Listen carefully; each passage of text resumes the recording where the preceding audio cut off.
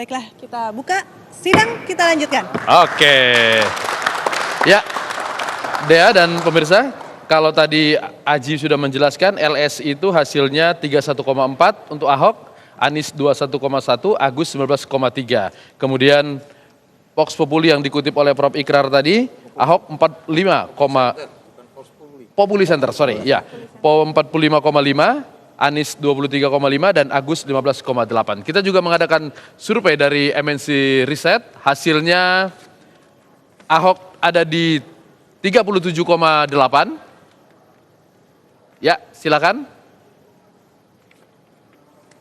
Di 37,8, kemudian Anies 25,3 dan Agus di angka 17. Jadi walaupun terjadi penurunan dan terjadi perbedaan, umumnya angkanya ada di bawah 50. Gimana, Bung Haji?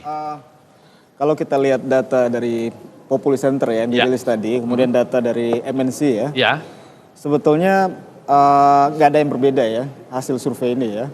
Kemudian angkanya relatif beda sekitar 2-3 poin. ya. Itu hal yang biasa ya karena sampling. Sehingga verifikasi data dari berbagai lembaga survei ini kan nanti sebetulnya di hasil KPU yang benar kan. Tapi sebetulnya kalau kita melihat survei yang kita lihat adalah tren ya. Jadi bukan hanya angka elektabilitasnya, tapi yang kita lihat adalah tren. Kalau kita melihat tren, Populi Center juga sama ya, tren Ahok juga mengalami penurunan. Kemudian yang kedua yang sebetulnya menarik adalah angka elektabilitas dari pasangan yang baru muncul ya, Pak Anies maupun Pak Agus sendiri. Kalau Pak Anies bisa disebut yang baru muncul, kan bukankah Sandiaga sudah melakukan kampanye dalam jangka waktu lama? Biasanya yang dilihat adalah calon gubernurnya ya, nomor satunya ya. Jadi relatif baru muncul menjelang menit akhir ya. Begitupun dengan Pak Agus yang baru muncul. Sehingga memang sebetulnya sebelum muncul calon kita melihat bahwa peta pemilih memang terbagi dalam dua kutub ya. Pemilih yang memang sangat militan memilih Ahok dan pemilih yang militan tidak memilih Ahok. Ini kemudian akhirnya tersebar ketika muncul dua kandidat ya, Pak Anies dan Pak Agus. Tersebar kurang lebih merata. Tapi yang perlu kita tegaskan di sini adalah kalau kita melihat segmennya ya, segmen pemilih yang mereka memilih Ahok kemudian memilih Pak Agus maupun Pak Anies memang sangat berbeda ya. Kita ada survei yang kemarin belum sempat dirilis ya. Ada data bahwa tingkat menginginkan kembali incumbent untuk menjabat ya. Itu Ahok hanya di angka 30% ya. Sedangkan yang tidak menginginkan di angka 38%. Yang kalau kita gali kembali alasannya. Survei tersebut belum keluar ya Mas ya tadi ya? Survei yang baru ini tadi belum keluar ya? 38% menyatakan tidak ingin kembali. Belum dimunculkan kemarin. Kalau kita lihat alasan mereka mengapa masih memilih Ahok kembali, memang hampir 80% menganggap karena beliau berhasil sebagai. Ada kerja yang dilakukan. Iya, hanya sekitar 3% yang melihat aspek personalitinya. 3% saja. Kemudian yang kedua kalau kita melihat mereka yang tidak ingin Ahok kembali memimpin DKI, yang pertama yang memang itu cukup mengejutkan kita ya, bahwa yang paling tinggi karena aspek primordial ya, latar belakang. Sarah masuk di sana? Iya, jelas ya. Agama juga? Mungkin besok akan kita rilis detailnya ya soal itu. Yang kedua adalah aspek personality. Jadi dalam pilkada memang bukan hanya aspek prestasi, bukan hanya program yang dilihat oleh publik ya. Dan itu kenyataan dari yang kita lihat. Pemilih di DKI yang mayoritas menengah atas itu hanya kurang lebih 40%. Sedangkan 60%, 50-60% adalah pemilih menengah bawah. Yang pendapatan rumah tangganya dalam sebulan di bawah 3 juta sebulan. Jadi memang ini yang kemudian menjadi catatan buat Ahok. Sangat kuat di segmen pemilih menengah atas dengan isu yang memang merupakan isu-isu soal kebijakan ya, soal kemacetan, banjir dan yang lain. Namun di segmen menengah bawah memang Ahok sedikit lemah dibanding kandidat yang lain. Nanti yang biasanya turun ke TPS ketika pemilihan itu persentasenya besaran mana? Menengah atas atau menengah bawah? Ya ini semuanya tergantung kembali ke tim ya. Memang segmen menengah atas biasanya lebih mandiri ya. Sementara segmen menengah bawah biasanya kan harus sedikit dimobilisasi. Kalau kemampuan tim untuk memobilisasi segmen menengah bawah cukup tinggi, ini juga bisa berpengaruh. Sedangkan segmen menengah atas sifatnya kan partisipatif. Jadi sejauh mana kemudian nanti misalnya kalau Pak Ahok kuat di segmen menengah atas, sejauh mana kemudian partisipasi segmen menengah atas untuk datang ke TPS itu. Kalau kita bicara tren, kenapa Agus Silvi ini kemudian bertengger di angka mendekati 20 padahal dia tidak punya prestasi apa-apa di bidang pemerintahan sebelumnya. Ya, justru itu yang memang masih kurang ya, yang dilihat oleh publik ya.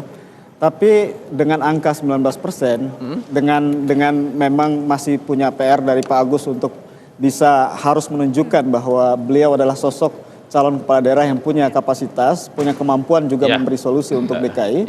Tapi dari sisi pesona pribadi, kalau kita lihat di segmen pemilih, memang Pak Agus di segmen pemilih muda yang usianya di bawah 30 tahun, Pak Agus lebih tinggi dibanding Pak Ahok maupun Pak Anies ya, di segmen di bawah 30 tahun. Terutama ibu-ibu. Kalau ibu-ibu Pak Ahok masih tinggi. Pak Ahok, ya. Kalau dia milih Anies atau Agus? Boleh sekarang saya sama. Nanti saya dikerubutin ini sama tiga. Saya mau nanya Hinca, tapi kalau Hinca dia aja. Semangatnya berbeda dia. Nah. Pak Hinca, boleh dong kita tahu. Jadi gimana? Ada sosok muda dari TNI kemudian berani mencalonkan diri sebagai calon gubernur DKI. Apa latar belakang ceritanya itu bagaimana? Wah, ini kalau udah ada cerita di panjang. Kita pengen tahu dong Bang, kita sesama anak muda luar biasa semangatnya. Yang pasti kita berterima kasih kepada masyarakat Jakarta yang oleh tadi LSI disebut angka jumlah persentase tinggi sekali merespon kehadiran Mas Agus dan Ibu Silvi. Kalau ditanyakan apa yang membuat kenapa tiba-tiba atau di saat-saat akhir bahkan kami umumkan jam 4 pagi subuh begitu, memang Jakarta ini punya magnet yang luar biasa dan karena itu harus juga dipimpin orang-orang yang luar biasa gitu. Dan kami mencarinya secara luar biasa juga dan kami temukan. Buktinya dia juga terpaksa harus bertanya sangat luar biasa tentang itu. Tapi yang pasti adalah bahwa Mas Agus ini punya pengalaman 16 tahun memang di TNI yang oleh Bang Komar tadi dibilang tidak konsisten. Ini soal bagaimana pilihan panggilan. Panggilan. Siapa yang manggil? Panggilan. Negara memanggil kan begitu negara. ya. Oh iya. Nah karena itu medan pengabdiannya. Bukan dari pihak tertentu gitu ya, bukan dari pihak keluarga misalnya. Ada 4 partai politik yang mengajukan pasangan calon itu partai politik. Iya. 4 partai politik ini mengajukan itu dan kami yakin betul dengan kekuatan 4 partai ini masyarakat dan konstituen kami memilihnya. Kalau ditanyakan apa keunggulannya, tentu kalau ditanya apa yang dikerjakannya belum ada orang mulai. Iya. Tapi ketika Anda melihat seseorang, apakah ia menjanjikan, itu telah menenangkan hati. Nah, oleh karena itu kami apa percaya. Boleh dong kita tahu tes apa saja. kemudian yang dapat dijanjikan. Pengalaman sekitar berapa tahun kemudian bergabung di TNI, ini kan baru terjun kemudian di dunia politik. Iya, ketika beliau sekolah di luar negeri, dia juga mengambil tentang administrasi, tentang manajemen, tentang pemerintahan gitu. Jadi dia sekarang mempunyai bakal yang cukup untuk itu. Begitu juga memimpin pasukan. Kan sama juga nih bagaimana memimpin pasukan di Balai Kota. Dan jangan lupa dia di backup penuh dengan Ibu Silviana Murni yang betul-betul karirnya dibangun dari bawah sampai kemudian paling tinggi. Ini perpaduan yang saya kira pas cocok gitu lah gitu kan. Ya. Saya yakin itu. Dan karena itu, terima kasih. Gitu. Saya ke Bung Ikrar. Agus ini daftar di antar bapaknya. Kemarin dia kampanye lari-lari dia di antar Pak SBY. Dan yang menarik kemarin itu ada acara di Jakarta Timur ya? Jakarta Timur konsolidasi partai. Begitu dia masuk yang ditepuk tangani Pak SBY. Bukan Agusnya. Apakah memang faktor Pak SBY begitu besar sehingga kemudian belum melakukan apa-apa sudah mencapai hampir 20? Sebetulnya saya nggak perlu menjawab, itu udah Anda jelaskan semua.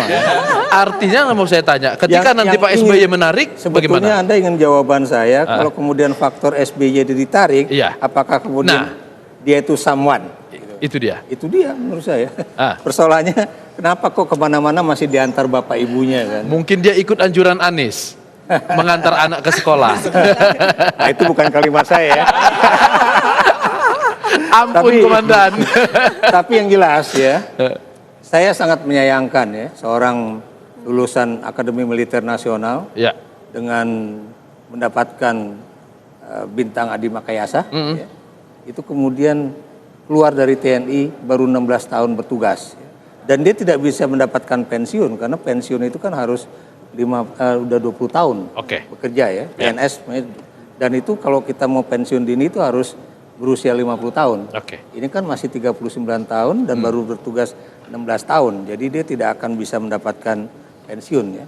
Jadi itu. Dan itu apalagi kalau kita dengarkan penjelasan Panglima ya, bahwa bulan April 2017 dia akan naik menjadi letkol. Ya. Dan kemudian udah disiapkan bagaimana masa depan dia di bidang kemiliteran, buat saya itu sangat disayangkan. Apalagi kalau saya kutip pandangan Bang Kiki Sanakri ya, mantan Wakasat, beliau mengatakan berapa biaya yang udah dikeluarkan negara untuk melahirkan seorang mayor dengan apa itu tadi saya katakan mendapatkan adimakayasa pula begitu. Jadi ya ini yang menjadi satu hal yang sangat menyedihkan juga ya dalam karir jabatan militer.